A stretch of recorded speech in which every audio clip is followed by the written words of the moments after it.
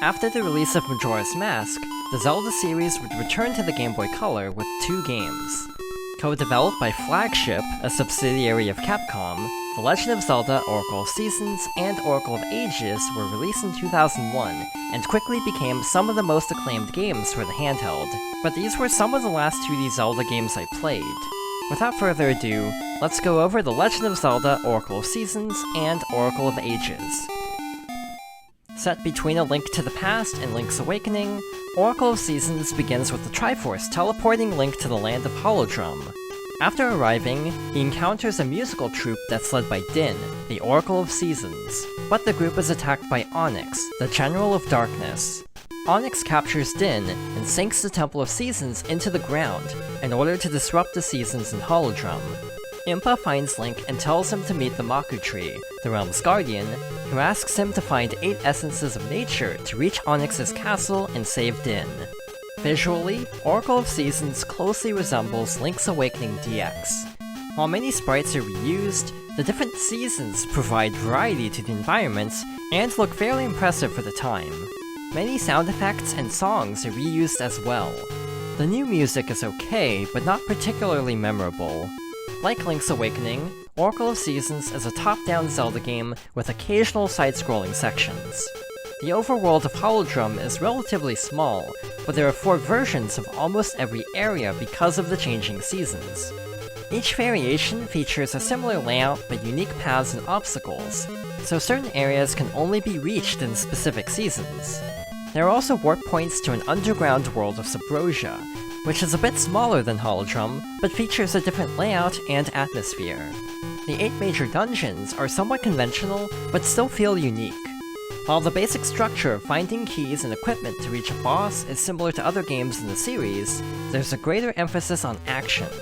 Even with the focus on combat, many of the dungeon layouts are still fairly intricate and can be difficult to navigate. Along with returning items like the Rock's Feather and the Boomerang, there are a few new items as well. The main addition is the Rod of Seasons, which is used to cycle between seasons when standing on tree stumps. Initially, it's only possible to select one season, but all 4 are gradually unlocked at the Temple of Seasons in Subrosia. Other new items include the magnetic glove that's used to move metallic objects or cross specific gaps, and different types of mystical seeds with unique effects. Some of the seeds replace items from previous Zelda games, like Ember Seeds that are used to light torches, and Pegasus Seeds that allow Link to run faster temporarily. There are also 3 strange flutes that can summon animal companions with unique abilities, like scaling cliffs, floating over gaps, and swimming up waterfalls. Each companion appears in a set location to help Link, but the strange flute that's obtained first determines which one can be summoned later. This choice even affects the terrain of one area, with different hazards that are tailored to each companion's abilities. In addition to pieces of heart, magical rings can also be collected. Certain rings give special attributes when equipped, like increased attack power or defense. While many rings and pieces of heart are found in specific locations, some are obtained through random events. A witch named Maple can drop a variety of collectibles, and special Gasha seeds can be planted to obtain random rewards from fully grown Gasha trees. There are also rings at a shop that's only accessible when playing on a Game Boy Advance. Similar to Link's Awakening, the controls in Oracle of Seasons aren't ideal. The gameplay is often disrupted by frequently having to enter the menu to equip different items to the A and B buttons. Certain boss fights and enemy encounters can also be time-consuming or frustrating because of needing multiple items to avoid attacks and deal damage. In Oracle of Ages, Link is sent by the Triforce to the land of Labrina. After meeting Impa, he agrees to help her search for Nehru, the Oracle of Ages. When they find her, Impa is revealed to be possessed by a sorceress named Varen, who possesses Nehru and uses her power to travel through time and change the past. The real Impa tells Link to meet the Maku Tree of Labrina, but when Link finds her, she disappears because of Varen's interference. After rescuing the Maku Tree in the past, she asks him to collect 8 essences of time to stop Varen and save Nehru. Compared to Oracle of Seasons, Oracle of Ages looks similar, but isn't as varied. While the game still looks good, there are fewer versions of each area because of the focus on 2 eras instead of seasonal changes. The soundtrack is also fine, but still isn't outstanding. The basic gameplay structure of Oracle of Ages is virtually identical to Oracle of Seasons, with the goal of exploring Labrina in the past and present to reach the 8 dungeons with the essences.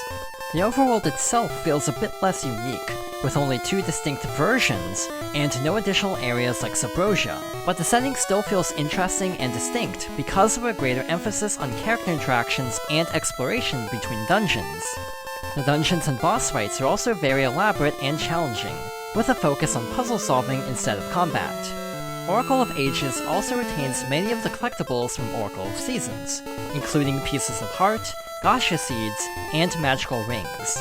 Most of the equipment is the same as well, but there are a few unique items. The Harp of Ages can be played to open time portals that are used to travel between the past and present in set locations. Eventually, it's possible to travel through time more freely by learning more songs. Other items include the Cane of Burna, which can create blocks, and the Switch Hook, which can be used to swap places with objects or enemies. While the controls are still limited, item management is slightly less frustrating in Oracle of Ages because of the focus on slower-paced puzzles instead of combat. After finishing either Oracle of Seasons or Oracle of Ages, it's possible to continue the story in the other game by using a provided password or a Game Boy Link cable. While the main story is largely unchanged, there are a few additions and changes.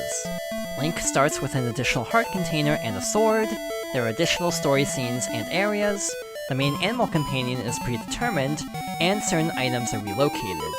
It's also possible to transfer rings between games using a link cable or an additional code, and more passwords can be found to unlock special items and upgrades in both games.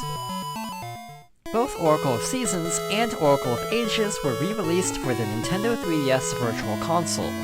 While these versions are mostly fine, they are missing a few features. Since most 3DS Virtual Console games lack multiplayer connectivity, completion data can only be transferred using passwords.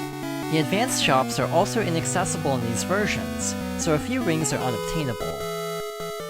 Overall, The Legend of Zelda, Oracle of Seasons, and Oracle of Ages are great games, outside of some design limitations and control issues. Even though they work well as one interconnected adventure, I do prefer Oracle of Ages for its puzzle-oriented gameplay and its characters. Even though they aren't as ambitious or beloved as other games in the series, Oracle of Seasons and Oracle of Ages are still fun and easy to recommend for fans of 2D Zelda games. On that note, thank you for watching, and next time, I'll be going over the first multiplayer game in the series, The Legend of Zelda: Four Swords.